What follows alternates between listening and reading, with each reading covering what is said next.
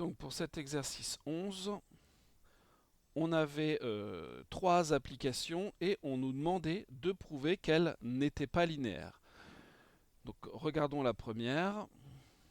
Donc c'est l'application qui va de M31 de R dans M21 de R et qui a un vecteur x, y, z associe le vecteur x carré moins y, y plus z. Et donc ça, c'est l'application F1.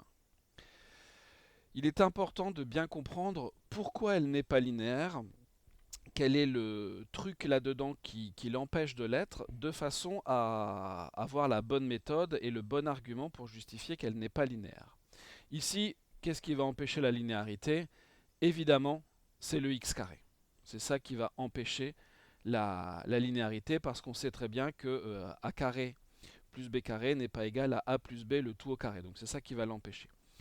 Pour montrer qu'une application n'est pas linéaire, il nous suffit de trouver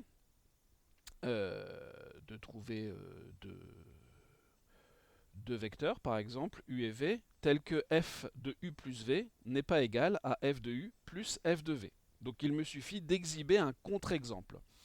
Pour que ce contre-exemple fonctionne, il me suffit ici tout simplement de jouer sur ce x carré. Donc je vais prendre par exemple u, le vecteur, comme le carré porte sur le x, je vais prendre 1 ici, 0 et 0. Et je vais prendre v de 0, 0. Qu'est-ce que c'est que f de u plus v? Alors c'est f1, pardon. Ben, c'est f1, il faut que j'y pense, du vecteur 3, 0, 0. Et ça, ben, d'après ce qui nous est écrit ici, on aura donc le premier coefficient au carré, donc 9, moins 0, donc 0, et puis ensuite 0 plus 0, 0. Ok, très bien. Et puis, d'un autre côté, je vais calculer f1 de u.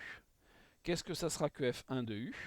F1 de u, c'est f1 de 1, 0, 0. Donc j'aurai ici 1, 0, 0.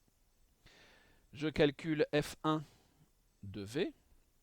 Et f1 de v, on va obtenir 2 au carré 4. Non, pardon, ici, il n'y a que deux coefficients. 4 et 0.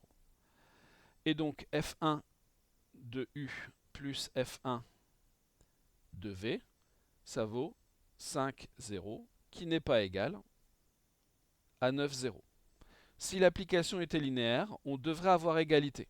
Donc je viens de trouver deux vecteurs tels que f1 de u plus v n'est pas égal à f1 de u plus f1 de v. Donc f n'est pas linéaire.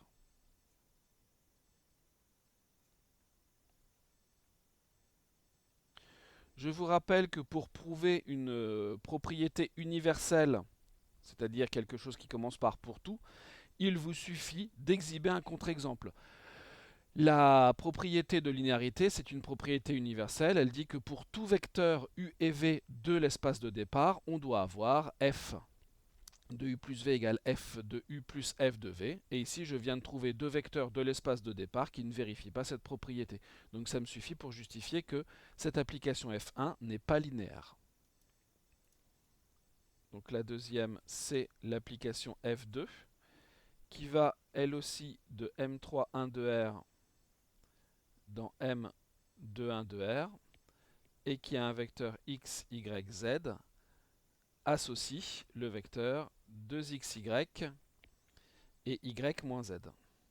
Là aussi, on a besoin de savoir ce qui fait que l'application n'est pas linéaire. Ce qui fait qu'elle n'est pas linéaire, ici, c'est le produit xy, bien sûr. Donc, même méthode qu'à la première question, je vais me choisir un vecteur u, un vecteur v.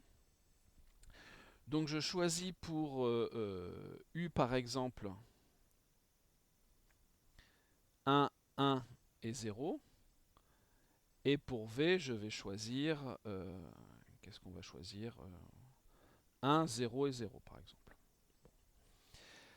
Dans ce cas-là, on aura f2 de u plus v qui sera égal à f2 de 2, 1, 0.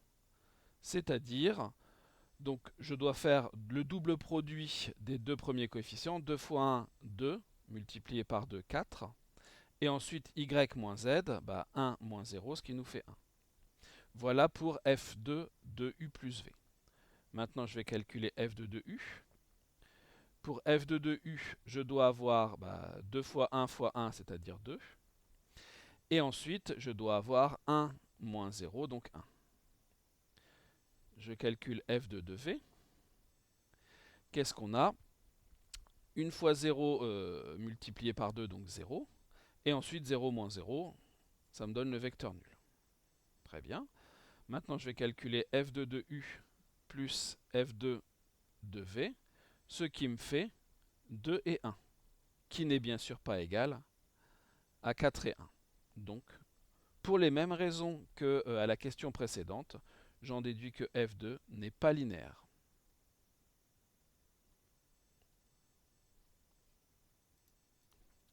Pour la troisième question, l'application f3, elle va de m3,1 de R dans m1,1 de R. On aurait pu écrire dans R direct, ça revient exactement au même. Et à un vecteur x, y, z, on lui associe 2x plus 5y moins z plus 3.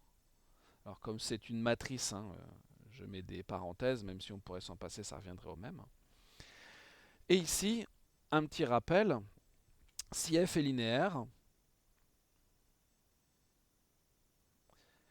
c'est-à-dire si f est dans L de EF, je vous rappelle que L, c'est l'ensemble des applications linéaires de E dans F, alors f du vecteur nul de l'espace de départ est égal au vecteur nul de l'espace d'arrivée. Ici, je vais calculer f3 de 0, 0, 0. Et ça me fait 2 fois 0 plus 5 fois 0 moins 0 plus 3. Ça me fait 3, qui n'est pas égal à la matrice nulle de M11 de R. Donc, argument très simple, f3 n'est pas linéaire. Encore plus simple que pour les deux premières.